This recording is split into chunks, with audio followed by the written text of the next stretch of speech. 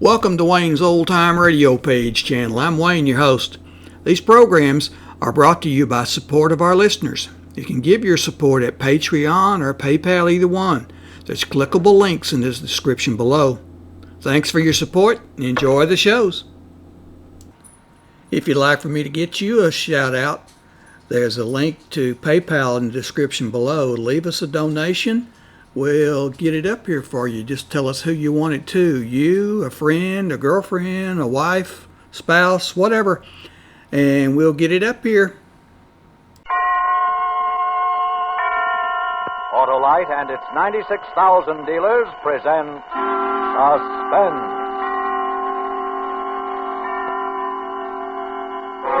Tonight, Autolite brings you the story of a man who tries to commit the perfect crime. Overdrawn, starring Mr. Dick Powell.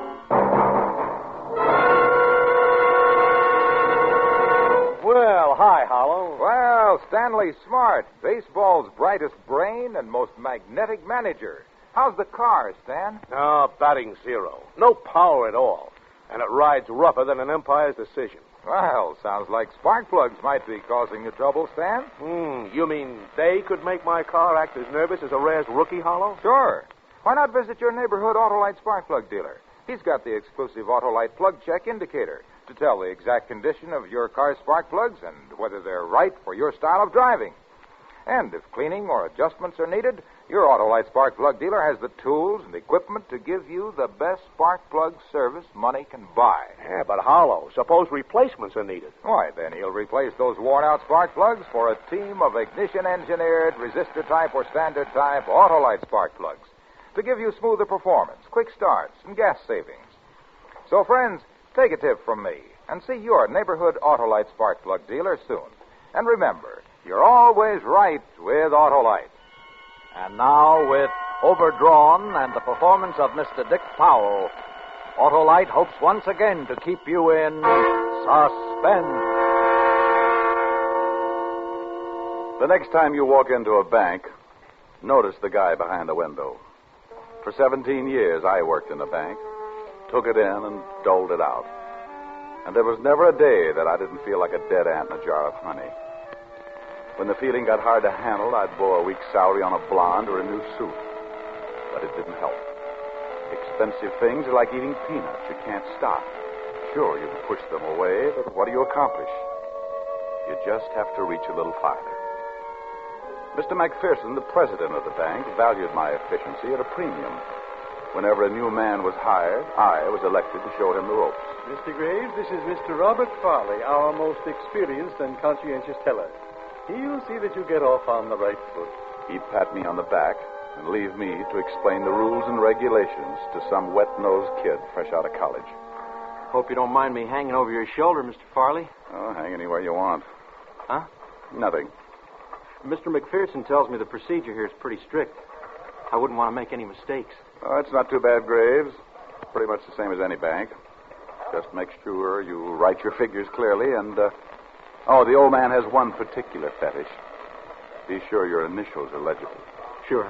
A few years ago, we had two tellers with the same initials. There was a deposit error, and nobody could tell which one made it. They both got fired. Like some coffee? Well, I don't like to leave before I... Oh, I always bring a thermos. Hand me that briefcase, will you? Oh, sure. Grab yourself a paper cup. That drugstore gives me indigestion. Hope you like it black. Yeah, black's fine. Thanks. Been here long, Mr. Farley? Started as a messenger boy when I was 18. Watch out, it's hot. Makes sense. Who wants cold coffee? Get the picture? As monotonous as 50 miles of dirt road, unless you've got patience. I had it. And for 17 years, I bet my patience on the longest shot in the world. If it happened, I was ready for it. For 17 years, I got up in the morning, filled my thermos with coffee, put it in my briefcase, and went to work. And every day I sat there with my hands full of money, waiting and hoping. Then one afternoon, as the minute hand on the big bank clock jumped from 2:59 to 3, it paid off. I'd like to cash a big check. How big? How much have you got? What? Don't move an inch or I'll blow your head off. He was a big man in a trench coat, and he held a gun pointed right at my chest. I looked down the line of windows. An armed man covered each one. Don't anybody move. This is our hold-up. Hurry it up, buddy. All the money you got in the drawer. I reached for a stack of thousands and watched him rake the money into a leather bag. I kept handing him money, praying someone would get to the alarm. Come on, let's have it faster. Get that guy another four.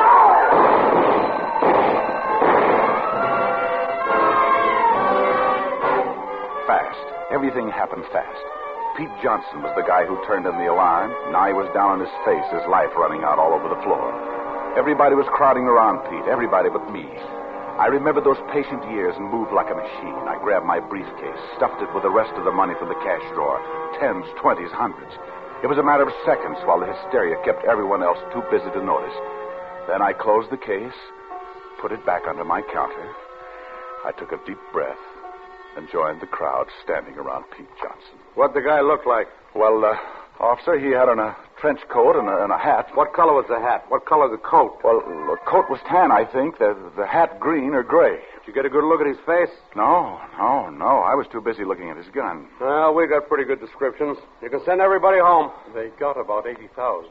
Your window took the biggest loss, Farley. Oh, well, he cleaned me out. I'm sorry, Mr. McPherson. Can't be helped. Certainly nothing for you to worry about. I'll see you in the morning. Yes, sir. Mr. Farley. Huh? What is it, Graves? I just thought maybe you wanted a lift home. No, thanks. I'm still a little shaky. I think I'll walk it off. Thanks just the same. Sure, Mr. Farley. Anytime. So far, so good. About a 50-foot walk to the front door, and I'd be on the street. Easy street. But I took my time. Too close to look anxious. Too close to attract attention. I closed the drawer, reached down, and stopped. My fingers inches away from the leather handle on the briefcase. At the front door stood two policemen. They'd stopped one of the tellers and were questioning him, asking him about a lunch pail he was carrying. They made him open it, and I got sick. I'd never make the street with that briefcase. Suddenly, everything seemed mixed up, confused. I grabbed my coat, headed for the door. I had to get out, run, forget the briefcase, and save myself. All the way across the bank, I kept telling myself, relax, slow down. Hold it, mister. What's the matter? Just checking. No packages, huh? No. Okay, good night. Good night. Mr. Farley. Mr. Farley. Hey, you. What? Guy calling you.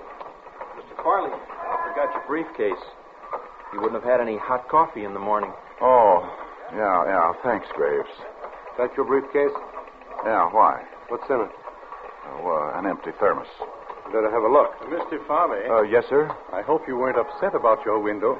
Oh, this officer wants to check my briefcase. Your briefcase? Oh, don't be ridiculous, Sergeant. I'll vouch for Mr. Farley. Been with me 17 years. Okay, Mr. McPherson. Thank you, sir. Can't trust you. Can't trust anybody. Oh, that's all I wanted to say. See you in the morning. Yes, sir.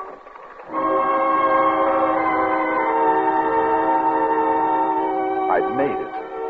A briefcase full of money, and for a bonus, can't trust you, can't trust anybody. I went up the steps of my apartment like a kid on his way to a taffy pull. Once inside, I locked the door and opened the case. I walked to the bed and dumped it. House Beautiful should feature it, a crazy quilt of money. I counted it.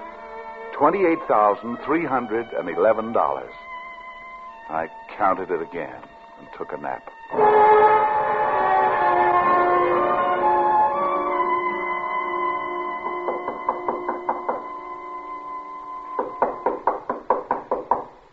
I looked at the clock on the nightstand. 7:10. I'd been out about a half hour. Somebody was knocking at my door. I shoveled the money back into the briefcase and put it under the bed. Who is it?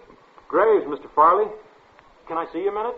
Oh, I'll be right there. Oh, you've been asleep? Yeah, Didn't mean to wake you up. that's okay. What's on your mind? I stopped off at the corner market. Bought a fifth. I thought they only sold milk and quarts.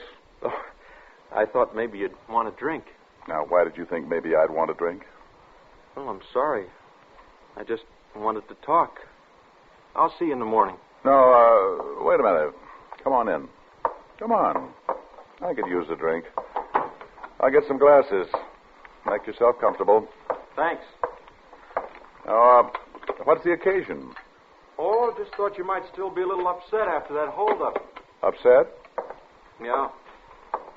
You were pretty nervous. Oh, I guess I was.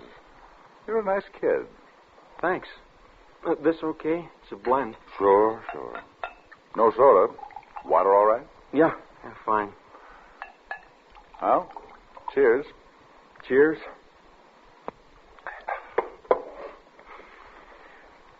Mr. Farley. Yeah? What are you going to do with all that money? What? That money you put in your briefcase. What are you going to do with it? You out of your mind? I saw you. If you haven't figured out what you're going to do with the money, I could sure use some of it. He sat across the table from me, smiling like a young rattlesnake in a rabbit pen. He took out a cigarette, leaned back in his chair, and lighted it. He blew the smoke across at me in a long, thin stream. I could feel the panic again. The smoke spread out and hung over the table. 50-50, Mr. Farley. I think that's fair. Half of 17 years. He was asking for half of a lifetime, and I couldn't spare it. What do you say, Mr. Farley? No. Okay. Oh, wait a minute. Yes, Mr. Farley? Change your mind? Yeah. Well, good. Let's have another drink. Sure. Say when. Hold it. That's fine. Cheers. Cheers.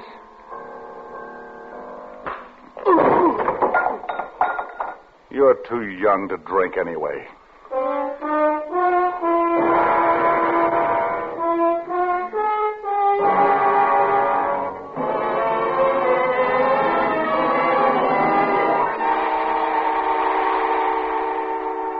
Autolite is bringing you Mr. Dick Powell in Overdrawn, tonight's production in radio's outstanding theater of thrills, Suspense.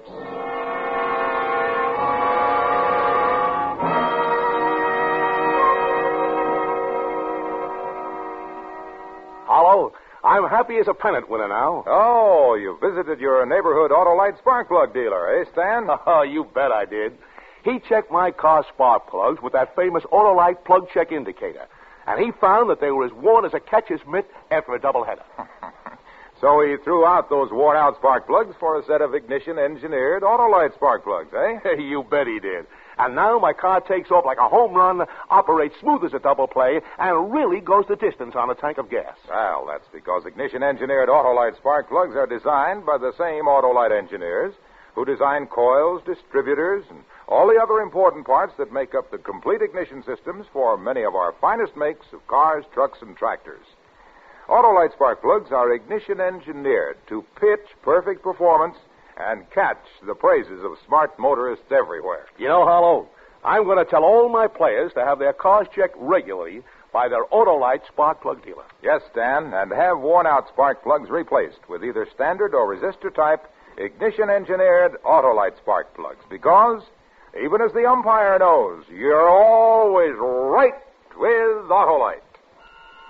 And now, Autolite brings back to our Hollywood soundstage Mr. Dick Powell in Elliott Lewis's production of Overdrawn, a tale well calculated to keep you in suspense.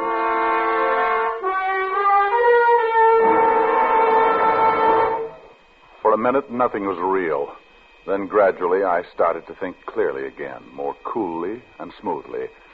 I got the keys to Graves' car out of his pocket, packed a bag, and grabbed the briefcase with the money.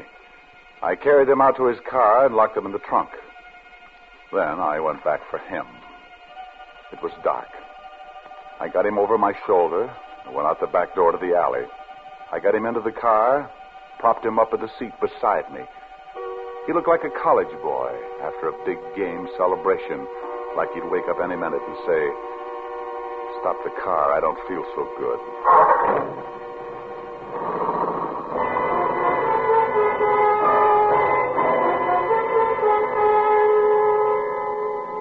A few miles outside of town, there was a reservoir. I pulled up a few feet to the edge and sat there a minute, smoking a cigarette. I didn't dare go too fast. Had to know the next move. Suddenly, the kid's body slipped a little and leaned against my shoulder like he wanted to hurry and get it over with. It was the least I could do. I grabbed my briefcase and bag, took the brake off, and shoved. The car slid into the water in a slow, smooth glide.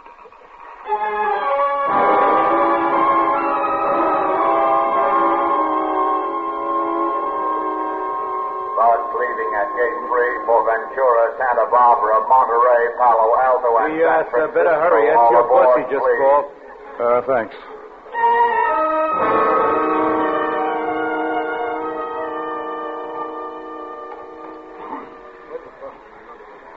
It was dark in the bus, and too many people were using the air. A baby in the back somewhere didn't like it either. I put a cigarette in my mouth, and as I struck a match, the glow lit up the face that leaned toward it from the next seat. Hold it, will you, honey? Thanks. Oh, stuffy in here, isn't it? Yes, it is. Going far? San Francisco. I got a cousin there. He runs a restaurant. One of those fish places on the wharf, you know. Well, I've never been there, but I've heard about them. You never been to San Francisco? Oh, you got a kick coming. It's not much when the sun's out, but at night it gets enough like New York to be just great. You'll love it. Of course, I don't know anything about you, but... Oh, you don't have to. We're starting even. What's your name? Betsy Clark. Mine's Adams. Arthur Adams. I'm a used car salesman from San Diego. I'm taking my first vacation in 5 years. And I'm glad to know you, Miss Clark.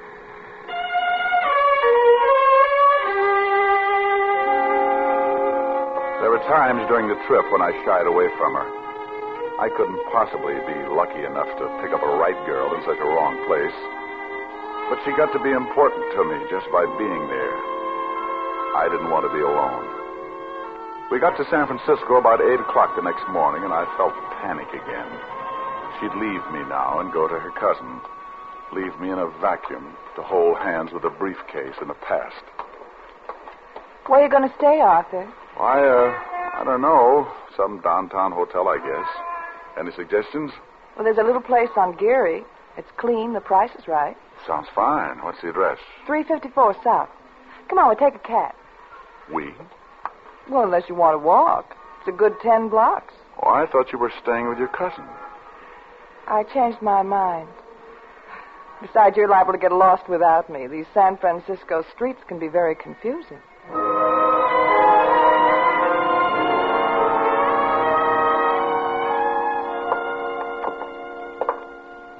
Good morning. Can I do?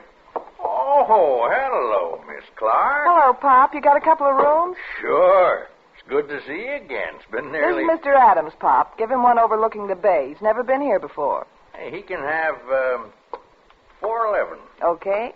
How about me? 409? That'll be fine. I'll take you up. You call me when you're freshened up. There's a wonderful restaurant that serves stuffed grape leaves. We'll begin the tour with something exotic, huh? Oh, great. Let's keep it that way. I'll be ready in an hour.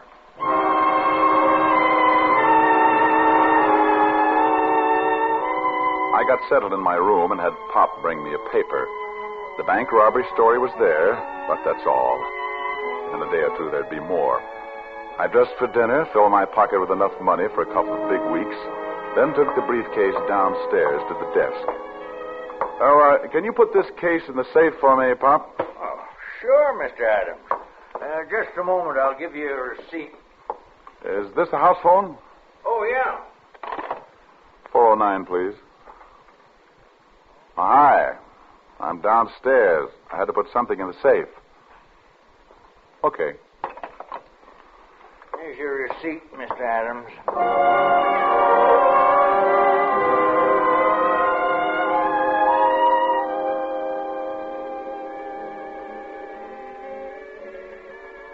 Cigarette? Mm-hmm. Oh, wonderful, Timmy. Would you like to dance? I'd love to. You having fun? Mm-hmm. Arthur, Yeah? how long's your vacation? 3 weeks. Why? I just wondered. You're a good dancer. We kept dancing for the rest of the evening, holding her close with her smooth face next to mine and her hair smelling fresh and clean. Ever play king on the mountain?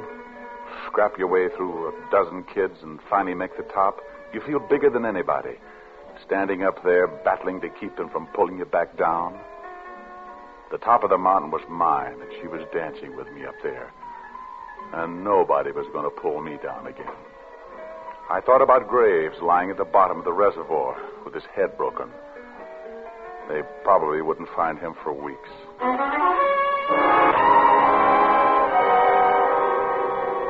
The next night, we went to the top of the mark. Gee, I'm sorry it's so foggy. We'll have to come back again so you can see how pretty it is. Oh, I like looking at the fog. It's like watching smoke in a fireplace. Look how it curls around the buildings. Cold smoke. Oh, I'm glad it's out there. Why don't we go home now, huh? Arthur? Hmm? Why don't we go home now? No, not yet. Well, I don't think I want another drink. Hey, what happened to you all of a sudden? You miss your used car lot? Sorry, I was thinking about somebody. A girl? Hey, maybe you're married. I never even asked you that, did I? Who are you thinking about? Oh, it's not important. Just a guy who wanted me to sell out to him. I kind of wish I had.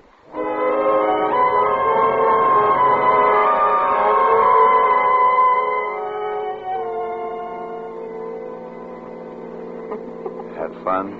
Oh, fun. Come here. Arthur, Yes, I think you're wonderful. I think you're wonderful, too. We better go in. Yeah.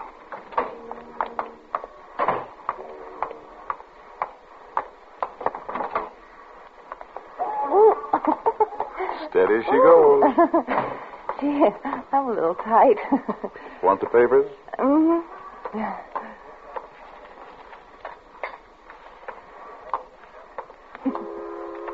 Give me your arm. Love it. What a wonderful, wonderful evening. What's in the papers? Well, Well, oh, nothing much. Another investigation in Washington. I want to be investigated. What else? The police want some man for murder. Oh, shame on him. 4th floor, garden supplies, camping equipment, lingerie. I used to run an elevator once. In a department store, I ran an elevator once. Well, you got my key. Oh. Wonderful evening. Good night, honey. Oh, I'll call you in the morning. all right. Good night, Arthur. Arthur, Yeah? you didn't give me my papers.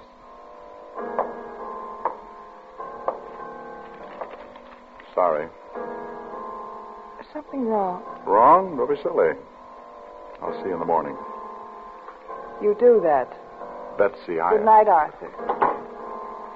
I stood there in that lonely hall with the world coming down around my head. It was all in the papers. They had found the car with my fingerprints on the door. They had my description right down to the color of my eyes. They had even checked the bus station, and the ticket seller had remembered me. The last paragraph read, "It is believed that Farley is somewhere in the vicinity of San Francisco."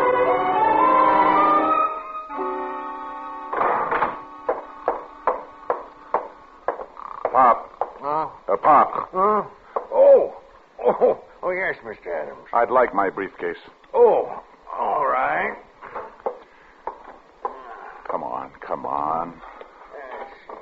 Oh, hurry, will you? Hurry.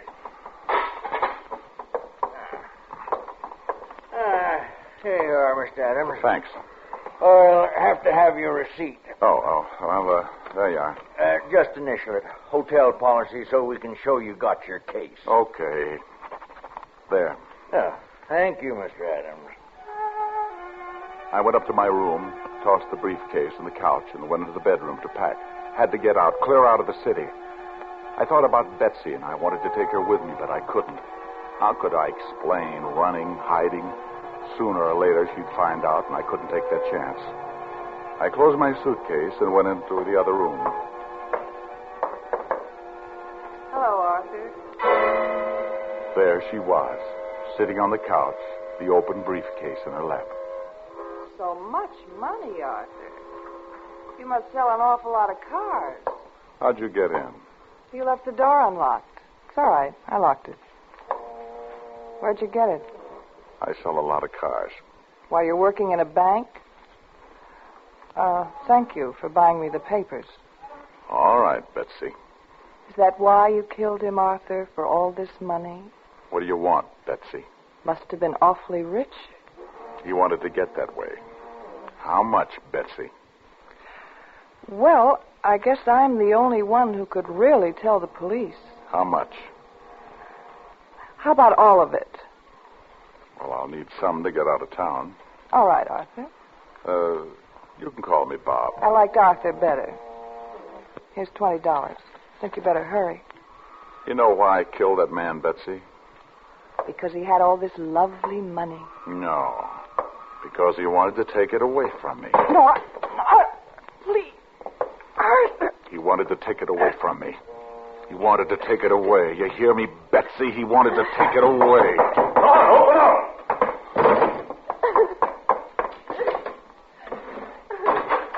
Where is he? Why, Miss Clark, are you all right? Hey, you, stop! Stop!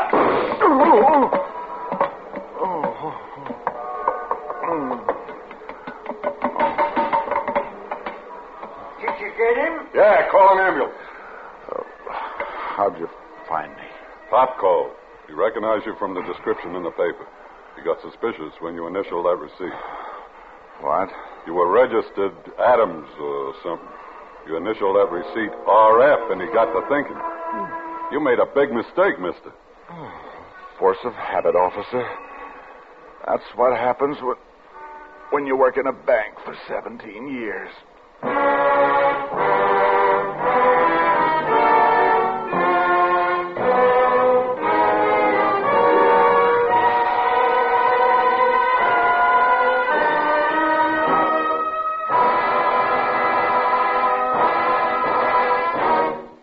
Suspense. Presented by Autolite. Tonight's star, Mr. Dick Powell. Friends, this is Harlow Wilcox again to remind you that Autolite is the world's largest independent manufacturer of automotive electrical equipment. Autolite makes over 400 products for cars, trucks, planes, and boats in 28 plants from coast to coast. These products include world-famous ignition-engineered Autolite spark plugs, which are carried by your neighborhood Autolite spark plug dealer. See him soon and have worn-out spark plugs replaced with ignition-engineered Autolite resistor-type or standard-type spark plugs for smoother performance, quick starts, and gas savings. And remember, you're always right with Autolite.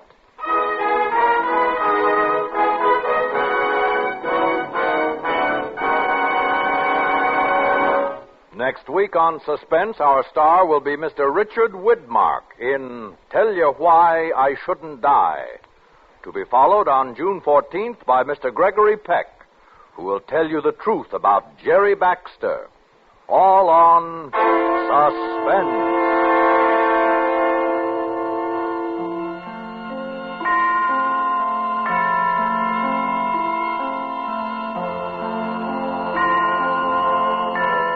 Suspense is produced and directed by Elliott Lewis, with music composed by Lucian Morawek and conducted by Lud Gluskin. Overdrawn was written for Suspense by Blake Edwards from a story by Robert Platt. In tonight's play, Mary Jane Croft was heard as Betsy and Dick Crenna as Graves. Featured in the cast were Norman Field, Ed Max, Benny Rubin, and Joseph Kearns. Dick Powell may be heard each week on his own radio program, Richard Diamond, on another network. And remember, next week on Suspense, Mr. Richard Widmark in a tale we call Tell You Why I Shouldn't Die.